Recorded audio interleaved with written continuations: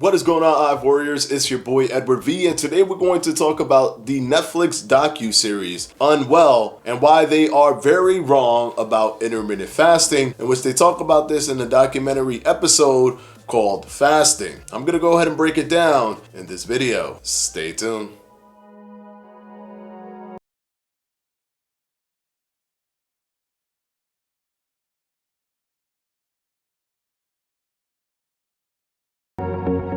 Alright guys, quickly before we start, this video is brought to you by yours truly, Fledge Fitness and the Fledge Fitness Jump Rope. If you haven't gotten yours yet, what are you waiting for? With an ergonomic design, aluminum handle, and swivel design, you can't go wrong with the Fledge Fitness Jump Rope. Only $16.50. You can click on the top right hand corner of this video, or it'll be down in the description below. And of course, as always guys, thank you for your support. Now, let's go ahead and move right on to the video. Netflix, new docu-series, Unwell. And before I even get into the whole fasting portion of it, I want to say that I did watch the fasting one, and I also watched the essential oils episode. I didn't watch all the rest of them, but they're kind of in a vacuum. I can still make my judgment of this episode without having to watch the other ones.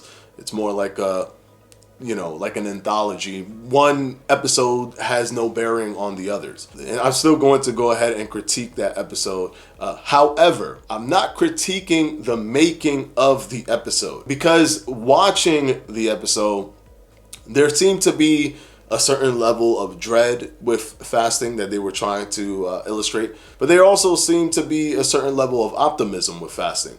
The producers or the director or what have you, they pretty much did a good job at kind of giving you both sides and also appearing not to have an agenda either way. I didn't get the feeling that they wanted you to think fasting was bad, and I didn't get the feeling that they wanted you to think it was good. I felt like for every time they showed something good, they showed something bad. For every time they showed something bad, they showed something good. What I am going to critique is what was claimed by the people who were advocating against intermittent fasting. That's where my critique will come. So it'll probably be just a direct critique on the individuals that were stating certain points about intermittent fasting that were not true at all. So the number one target of this video, unfortunately, is going to be the dietitian that they interviewed, who was at the crux of the anti-intermittent fasting position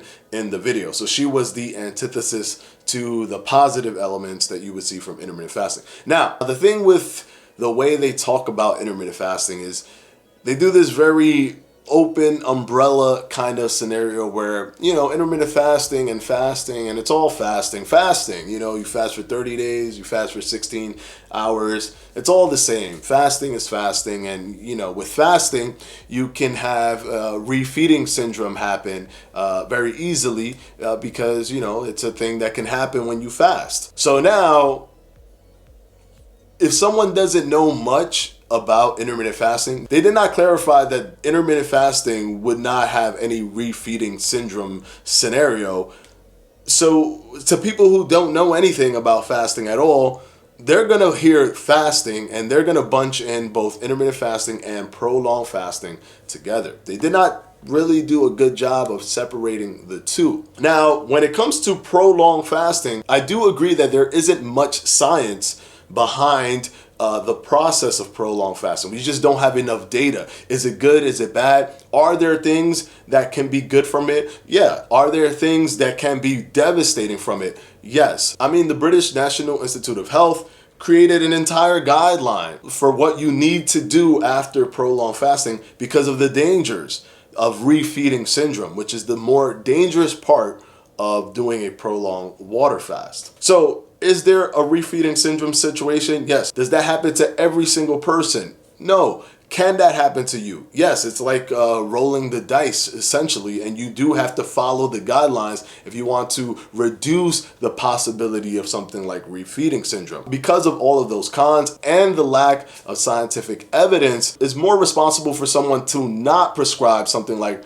prolonged fasting because of the data, because of the scientific data. So in prolonged fasting and refeeding syndrome and all these things, I do agree that there are those big danger zones that come with that.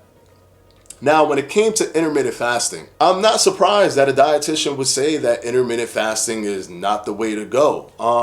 The thing with dietitians are that most dietitians are leaning now heavily towards the intuitive eating. Intuitive eating was created in 1995 by two dietitians, not by research doctors that are in the field, not by those holding PhDs, by two dietitians. And their motto for intuitive eating is don't do any type of dieting, don't have a rigid system, don't do anything at all. Just eat when you feel hungry, stop when you feel full, and just go by your satiety cues. So when you feel like you want to eat, if you don't feel like you're full enough, eat a little bit more. If you feel like you're full, stop eating, which has been shown to be fantastic for mental health, for the mental health aspect of health.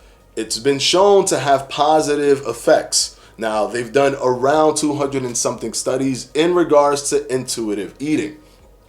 Where the pitfalls for intuitive eating come is when it starts to go head to head with any type of diet protocol, be it intermittent fasting, caloric restriction, anything in which you have to create a systematic approach to eating for physical results in terms of body mass index reduction, in terms of reduction in adipose tissue, in terms of reduction in waist circumference, and increase in muscle tissue, weight loss versus weight gain. When it comes to the physical attributes of this system of intuitive eating, it almost always pales in comparison to any type of systematic approach. Now, keep in mind that intuitive eating, although they don't like to say this, intuitive eating does not want to tackle your obesity issue, does not truly want to tackle your weight gain issue.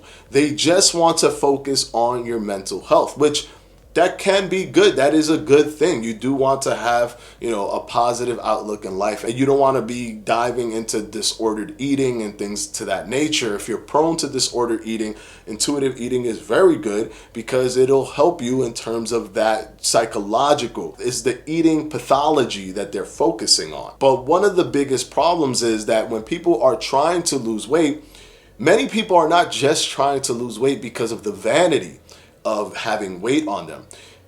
Being obese or being overweight does come with negative health outcomes or negative health side effects. Increase in visceral fat, the fat around your organs, that if it increases too much, it can literally kill you. It can shut down certain organs. Increase in fatty liver disease, the possible increase in type 2 diabetes. There are metabolic health problems that come with being overweight or being obese. There are metabolic health problems that come with being underweight. One thing that the dietitian mentioned was that fasting can create a system where your organs start to eat itself. What she's referring to is something called organ shrinkage. And organ shrinkage does not exclusively lie on the shoulders of fasting. It is simply someone aggressively reducing their calories, so much so that they are at an aggressively low body fat percentage, something like 3%.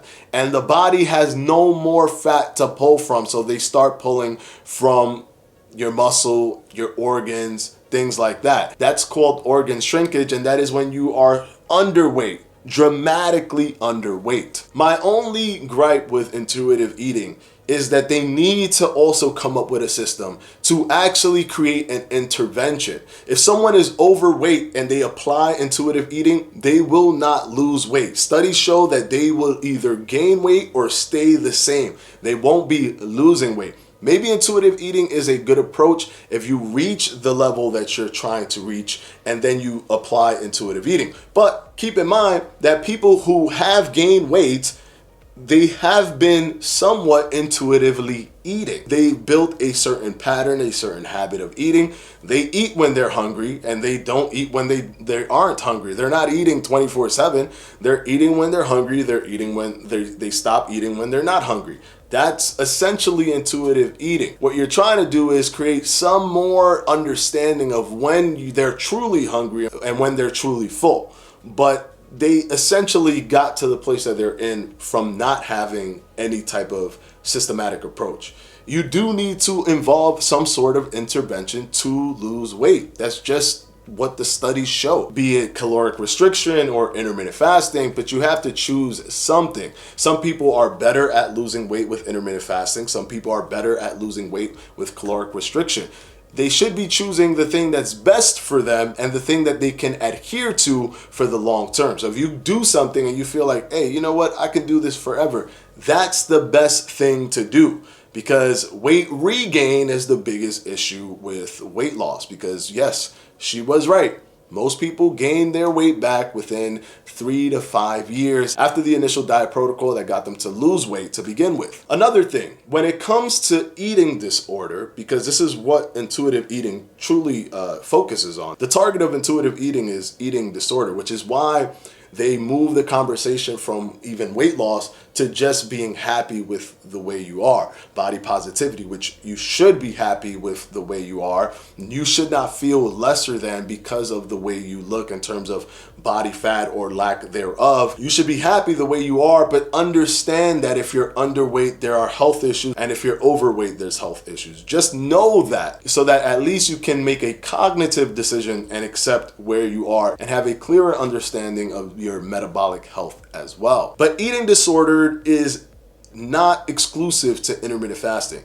Because the word fasting is in there, people think that, oh, fasting is starving. Starving is fasting, and you're starving. That's an eating disorder element. That's a trait of eating disorder. They had on the show a journalist who he did a questionnaire on the National Eating Disorder Association's website, and he realized, oh my gosh, I have red flags that I might carry an eating disorder. But because the whole episode is about fasting, and the last thing he did before he started talking about looking at the red flags was intermittent fasting, they're trying to kind of sway you to believe that the fasting is the eating disorder. But this journalist already showed eating disorder patterns with other diets not related to intermittent fasting. He did the keto diet. He did a raw foods diet. He did a broccoli and turkey only diet. He then jumped to doing barefoot, microdosing. He did a bunch of different things, but also did intermittent fasting. Intermittent fasting wasn't a thing of him having an eating disorder. He may already be prone to having an eating disorder. Once again, if you want to reduce weight and you have a lot of weight on you, there has to be an intervention. There has to be a systematic approach to consistently lose that weight. So you have to apply some type of system, either calorie restriction, the Mediterranean diet while looking at your calorie intake, intermittent fasting. Something has to be implemented to make the necessary adjustments so that you can lose the weight. So eating disorder, you can do anything. Low calorie diet person can have an eating disorder. Overeating, that's an eating disorder as well. Not eating, that's an eating disorder as well. But it's not just intermittent fasting. Intermittent fasting is not the only thing that is an eating disorder. If you want to lose weight, you have to be at a caloric restriction. And there are people with eating disorders that consistently just continue to reduce their calories. That's just life. Unfortunately, for people who have eating disorders, intuitive eating can be very helpful psychologically.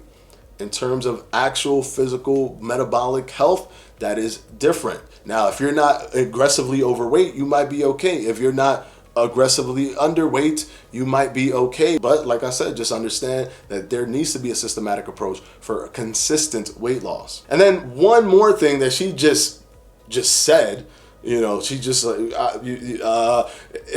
fasting has shown that it can increase cancer cells. Lady, what? Fasting does not show in studies that it can increase cancer cells. Now, as they show with Dr. Walter Longo, who's in the docu-series, we can't say that it can cure it. Of course, we cannot say that. But the way cancer works, the biological mechanisms of cancer, wouldn't even make sense for fasting to be something that grows cancer. Because the way healthy cells work is that they can adapt, and they're more nimble and can adapt to less nutrient intake. Because cancer cells are ever-growing cells, they need nutrient intake. Intermittent fasting are short bursts of malnutrition, where it strengthens the body, but then you feed the body at an adequate amount of time to give it enough nutrition so that you can also have the nutritional aspects per day. There have been many preliminary trials that they're currently doing and that they've done looking at people who go through both chemotherapy and intermittent fasting. It shows that the intermittent fasting increases the sensitivity that the cancer cell has with the chemotherapy, with the toxins that come from the chemotherapy, because of the fact that it is malnourished. There's not enough consistent nutrition coming in for the cancer cell to strengthen. So this is not saying intermittent fasting cures cancer without chemotherapy. These studies are looking at both chemotherapy applied with intermittent fasting, where intermittent fasting is doing somewhat of an assist to the chemotherapy by weakening the cancer cell. But there aren't any studies showing that intermittent fasting increases cancer production. That was probably just a blog that she read, and she just blurted that out in the documentary, and because it was so polarizing, they grabbed that soundbite and they put it in the documentary. They also showed Dr. Walter Longo going through all of his preliminary trials. He's currently in specific trials looking at how intermittent fasting can assist with cancer reduction. I'm going to go ahead and put the literature review of over 26 articles looking at intuitive eating and how, unfortunately, it does not assist in weight loss. That is the cold, hard truth about intuitive eating, because it is too open-based. What it does do is help the psychological, the eating pathology, the psychology of feeling bad about yourself, feeling like you have to be at a diet to conform to societal norms. So I hope this video has cleared that up. If you've watched it, if not, you should take a look at it. Like I said, the documentary does a pretty good job of kind of being on the fence while allowing the people who are talking about the different protocols or lack thereof, or the antithesis of the protocol, make their own statements on those protocols. And of course, I want to thank my patrons for my Patreon, and I'm going to go ahead and put their names right up here.